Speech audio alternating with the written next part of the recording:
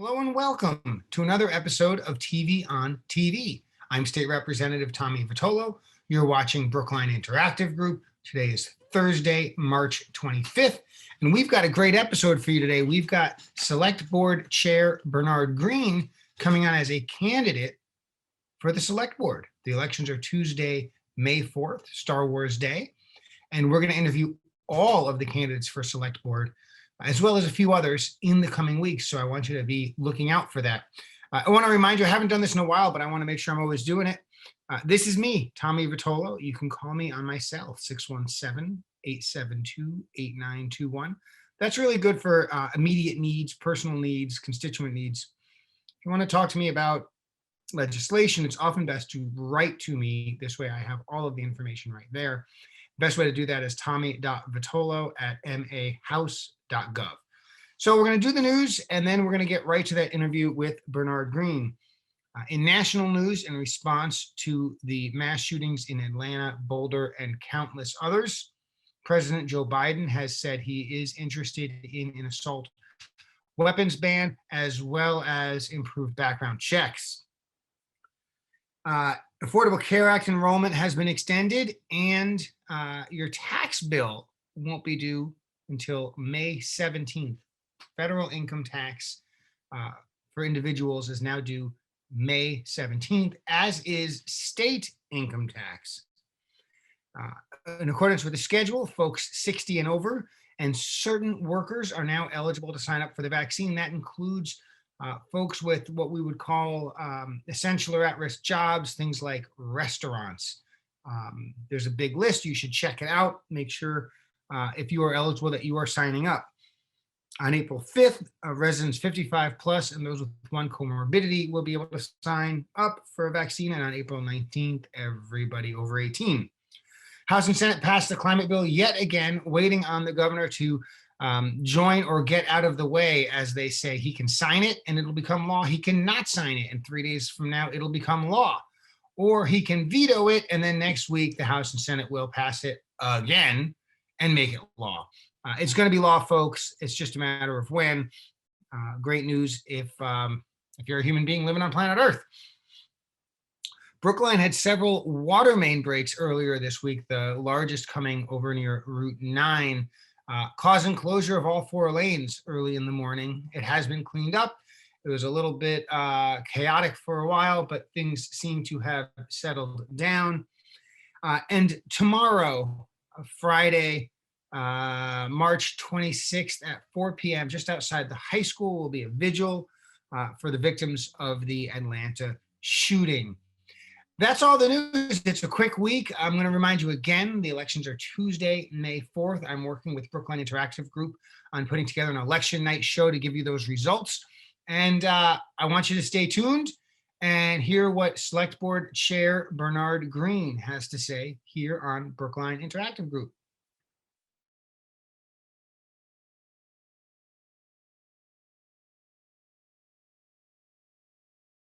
And as promised, today we've got Select Board Chair Bernard Greene running for re-election to the Select Board here on Brookline Interactive Group. Bernard, thanks for joining the show.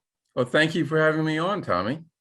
Well, the pleasure is indeed mine, and by extension, Brookline Interactive Group. Bernard, we want to get into it and learn about you and your accomplishments and your vision. But let's start. Tell the voters where you're from. Tell them a little bit about you as you sort of made your way through your life. Okay. Well, let me start off with something that happened recently. I got vaccinated, my second vaccination, and I mention that because I encourage everyone to get vaccinated when they're able to, because it's critically important, not just for Brookline, but for our entire country and our entire globe, that we reduce the incidence of this virus so that we can get back to normal, have fun in the beautiful spring weather that we have. And with a last name like Green, was that like a St. Patrick's Day special? You got a shot? I got a shot whenever St. Patrick's Day came up, and I didn't have to wear green. I was green. And it also reflects my environmental orientation. I'm green by name. And the E on the end is just an extra little thing. But I lived in Brookline for about 20 years now. I've lived in a number of places. I came from a military family, so we moved around a lot. I grew up as a teenager in Philadelphia. Went to school at Swarthmore, which is outside of Philadelphia, and I've lived since then in a number of places. Probably the longest time in Cleveland, Ohio, and then Nashville, Tennessee. I've been a bond lawyer for most of my career. I'm retired now, but I worked on various public finance projects in Cleveland and here in Boston, where I was general counsel to the Mass Clean Water Trust. In Tennessee, I was investment counsel for the state treasurer's department and their in retirement fund. So that's a little background on my sort of professional credentials, for whatever that is worth. I've been in town government for about 16 years. First as a member of town meeting for most of that time. And then I was appointed to the advisory committee, and then I ran for a select board. I ran for select board because people asked me to consider it, and they thought that I could bring a sort of temperament as well as a skill set that would be useful for the town. So I agreed. I knew it was going to be a hard job because I had been a member of a school board in Ohio previously, and I know that public service can really be very, very difficult. But I'm up to the task, and I've decided to not only do my 6 years so far, but also run for another 3 years. And people ask me, why are you doing this? Because it's such a difficult job, and so the environment in Brookline seems so toxic. But yeah, it is difficult. The environment can be toxic, but most people in this town are very, very respectful of the hard work that town officials do, and it really makes me feel good to be able to continue to represent them as a member of the select board. That's the answer to that first question, Tommy. Now, thank you, Bernard. Now, the first 5 years you were in the select board, I know you were focused on school expansion and enrollment growth, on climate issues, on a variety of issues that really were sort of consistent with town meeting and where the town had been looking. And over the last 12 or 13 months, every public official at every level has had their heads spun around by two very different, perhaps in some ways interrelated issues, right? Issues surrounding Black Lives Matter, the murder of George Floyd, policing on one side, and then COVID on the other side. And that's the hand that you and other public officials have been dealt over the past year. So it's all right. I want to start by talking about policing, which is something that very much is at the hands of the select board as police commissioners. And I know that there were two committees formed to think through what policing in Brookline should be like. Can you tell us a little bit about the two committees, just a brief hint about how they came to be, and what your role has been so far on that police conversation? Yeah. Let me start off by saying I believe in creative tension. So we have two committees set up. I set them up as chair of the select board. One, reimagining policing, which is focused on what are the big issues in policing that can be solved by completely different approaches to public safety. The other was a reform committee that is focused on how do we deal with immediate problems that we can fix in terms of improving policing here in Brookline and continuing what has been a 30-year process of reimagining and rethinking policing here in Brookline. Now, it may seem that those two groups were in conflict. One was to completely change over policing, and the other to reform. But that conflict, to the extent it existed, was really a creative tension. Both of us had to think of policing not from the standpoint of just our focus, but how do we incorporate the ideas and the discussions of the other side, of the other committee, of the other group, into our own thinking. And that type of creative tension, as I call it, results in much better outcomes. For example, the policing committee and the task force have reached not agreement, but an understanding that certain of our proposals are aligned. Not perfectly aligned, but significantly aligned. And one of those, one example is the Police Commissioner Advisory Committee that my committee came up with, and I've had conversations with Raul Fernandez, chair of the task force, on how they may buy into the idea of this way of establishing a form of civilian oversight of the police by giving more powers and assistance to the select board, who are the town's police commissioners, and are designed to be police oversight body.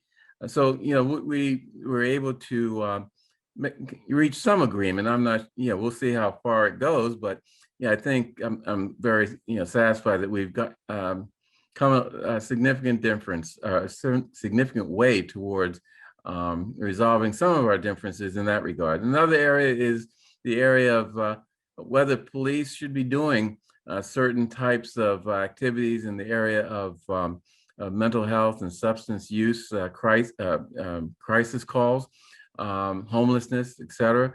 We, both of our committees agree that to the extent, in our opinion, in my opinion, to the extent safe and appropriate, to the extent that we can provide services that relieve police of some of these responsibilities, that's something that should be done. I mean, for example, mental health crisis calls are very volatile situations many times. It's important to make sure the police are there so that their skills in de-escalation of tense situations, and in Brookline, all of our police, 100%, are trained in crisis intervention training. The police there can help de-escalate, while at the same time, our social worker in the police department, and hopefully in the future, other social workers and other service providers can be available either on the scene or after the scene in order to provide social type supports, as well as follow-up services for the person having a crisis.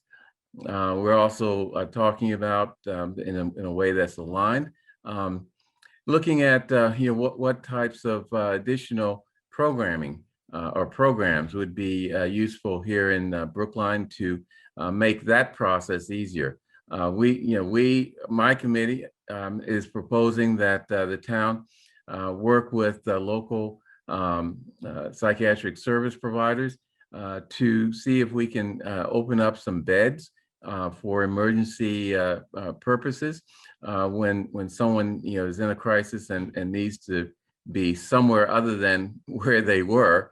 And now, typically we'll go into the emergency room, which is a very, very bad situation. Or if they're lucky, and if we're lucky, there will be beds available in Boston or Needham. Not a great situation, so if we can pull together something that will provide those services here in Brookline, it'd be much better. The task force is doing something similar, but significantly different, and that is they want to consult with a group out of Eugene, Oregon, that was set up primarily to deal with the incredibly large homeless population they have in that town, in that city, called Cahoots. Now, we think that the proposals, or we think that the Cahoots program is something that we already do here in Brookline. It's just that we need those additional services that I mentioned, beds, which is part of the Cahoots program, as well as follow-up services. So, we like, I guess to sort of summarize, we have two different committees. That there's creative tension there, and I think the result has been an alignment on certain key areas to the benefit of the town. Now, another place where we've seen creativity and perhaps tension has been on environment and climate issues. Certainly in town meeting, there have been a variety of proposals, some more of a lighter touch, and others aggressive enough to get noted on national news. Right. And I think that it's important enough to the community that it's worth sort of raising the general question. How do you approach environmental issues as a member of the select board? What's your vision from that seat Yeah. on environmental and climate issues? Okay. So as a member of the select board, my authority is limited to Brookline. So to the extent that we can make changes in Brookline, for example, the fossil fuel free initiative that we've working on, that's great. But global climate change is a global problem, and I think we have to always think about it in global terms. And how is that relevant, since Brookline can't solve problems over in India or elsewhere? It's relevant because we're in the midst. We exist in a community that is surrounded by incredible resources, scientists, engineers, and others who actually can provide the programs, projects, and other things that can solve climate change on a global scale, or at least begin to address the global aspect of this problem. So, I always say that, let's talk about what we can do locally, but also let's think globally and articulate that to people in the local institutions, not just, the Harvards and the BUs and all those big fancy ones, but Ben Franklin Institute and others, smaller engineering schools we have here, to make sure that we motivate, we encourage rising scientists to really think about the global climate problem, and hopefully out of that will come, some initiatives that can be successful, or can actually deal with this problem effectively. And I'm going to bounce from there to transportation, which certainly has climate implications, but also implications on health and well-being, on the economy, on connectedness and community. And certainly, it's not just people who live in Brookline who use Brookline roads Right. and sidewalks, or the Green Line and so forth. So what are you thinking about? What can you imagine sort of the transportation evolution in the 2020s? How is Brookline going to change our infrastructure around transportation over the next decade? Yeah. Well, I guess I'd look at it in a couple ways. First of all, I'm really saddened that the governor, as I understand, has slashed funding to MBTA by a significant amount. I don't understand that, but then I haven't. I'm not the expert in that area, but it sounds like a bad idea, just intuitively. Ultimately, in my opinion, public transportation, at least in the inner urban areas of cities like Boston, should be free and expanded, because transportation is incredibly important to give people access to jobs and other things that may exist outside their local area. It has significant environmental impacts if you encourage people and enable people to take public transportation instead of driving to their jobs. I mean, that saves or reduces people on the road, which has significant environmental impacts. So that's one idea. It may be a radical idea, but it makes a lot of sense, and it even is cost effective if done properly. So I've heard some people talk about that. I hope that that idea gets some headwind or tailwind, whatever the metaphor is. The other thing in terms of infrastructure, we talk about where to build housing in Brookline, mainly multifamily housing, and we have let's see, two corridors that we really should focus on in terms of multifamily housing development, and that's Beacon Street and Harvard Street. And why those streets? Actually, probably Washington too, because I think 65 bus line goes up there. But I think of Beacon Street and Harvard Street because those are areas where it is practical. It is possible for people to live and not have to use their cars to get to wherever they want to go. I mean, the Green Line into Boston is a great is a great selling point for living in Brookline, and building housing along that corridor would make a lot of sense. It would make or give people practical reasons to not drive their car into work or into Boston, whatever they're doing there. I think similarly, Harvard Street. Remember, I mean, the number 66 bus, which is a problematic bus. I agree. I mean, I know that from personal experience, but it goes from Nubian Square to Harvard Square. I mean, that is an incredible connection, and it provides, and only Brookline has such a great connection. Provides access to both the educational opportunity or educational facilities in Cambridge, as well as opportunities in Nubian Square, and it also provides easy access to downtown Boston and connections, from there. So that's one thing that I think is very important in terms of infrastructural development. Developing both the housing infrastructure as well as the public infrastructure to make that possible.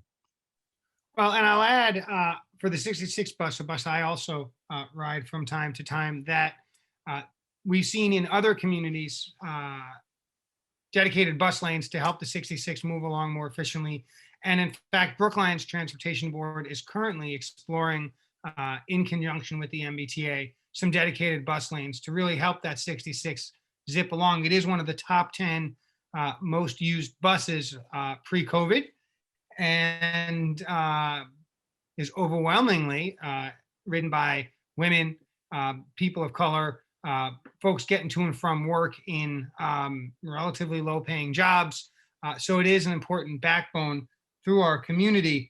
And I want to sort of loop back to race. Obviously, police reform has some roots in conversation about race, and conversations about transportation and housing also, at least in this region of the country, are closely connected with race. I think that the conversation in Brookline around race is more complex. We just had the what certainly appears to me to be a hate crime in Atlanta, and that was around race as well, but not around Black and brown people. That was focused on Asian people. And so race in Brookline is complicated. And I just, I want to sort of give you a microphone and say, hey, add some, discuss some of this complexity a little bit, help the viewers see the ways in which you can appreciate just how interwoven and difficult these sorts of conversations and problems are. Yeah. Well, I have always said, and not just recently, I've always said that hate is indivisible. And with respect to the hate crimes against the Asian women in Atlanta, we have to see those hate crimes as not separate from hate crimes against Black, Hispanic, hate crimes against women, which is also a huge problem in this country and reflected in Atlanta. It's all one problem, not indivisible, or not divided up by who is affected at one particular time, and we've got to provide support to people on that basis. And so, for example, in Atlanta, and we ought to do this in here in Brookline, even more so than we have. Black organizers came out and said, your issues are our issues, and we're supporting you as an Asian community. And just like in many times, the Asian community supports the Black community when we're faced with the various situations. So that's one thing I would say. Yeah, it is a complicated issue. It's made more complicated by the previous administration in Washington. We always have hatred. We have always had haters in this country. During normal times, they keep themselves under the rocks or in the swamps or wherever they hang out. But when a federal administration says it's okay to hate. Matter of fact, you're my people. Then they feel emboldened to come out. And that's why we've had such a big increase in hate crimes across the country, including here in Massachusetts, since the Trump administration. But also, the hatred against Black people when Obama became president expressed itself in some of these hate groups coming out from under their rocks during his administration. And we have to recognize that hatred is always there, but we have to fight against those forces and those people who are sort of whipping it up, giving it oxygen, giving fuel to the fire that they're creating. And we have a problem right here in Massachusetts that we should think about and figure out some way of dealing with, because some of the worst white supremacist hate groups involved in the riot and insurrection on the Capitol on January 6th originated right here in Massachusetts. So the problem is not a problem. We used to think that hate occurred in the South. Having lived in the South, I can tell you that's not true. Hate is everywhere, and it's given oxygen when we allow it to be given oxygen by either politicians or others. Bernard, we've just got a minute left, so I'm going to remind folks that you are Bernard Greene.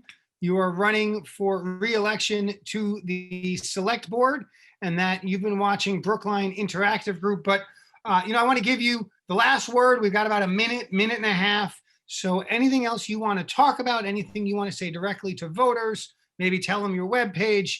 Now's your chance. Okay, my webpage is bernardgreene.com. I made it simple so that even I can remember it. I guess the thing I'd like to end with is to say that despite what seems to be a toxic atmosphere here in Brookline, Brookline is a wonderful community, and people in Brookline are very respectful and really interested in what's good for the community. We have some bad apples, and we have to just accept that and not let it distract us from our positive and approach to the issues we face here in Brookline. People yell at me sometimes at select board meetings, but then I get calls afterwards or at other times, and people say, we appreciate the fact that you're working hard for the town, and we appreciate the fact that I don't go off the handle. Most of the times I have on occasion, but which I acknowledge. But people appreciate the fact that for the most part, we deal with the sort of intense environment here in Brookline in a way that it does not give fuel to the toxicity that can exist. So, Ladies and gentlemen, pardon me? Thank you for watching. You've been watching TV on TV. I'm State Representative Tommy Vitolo. Brookline Interactive Group, of course, is our wonderful host. Bernard, thanks for being on the show, and I wish you the best of luck in the upcoming election. Thank you, Tommy. And I appreciate all that you do for the town, and of course, all that you do for the Commonwealth of Massachusetts as a state representative. It's noticed, and we appreciate it. Thank you, Bernard.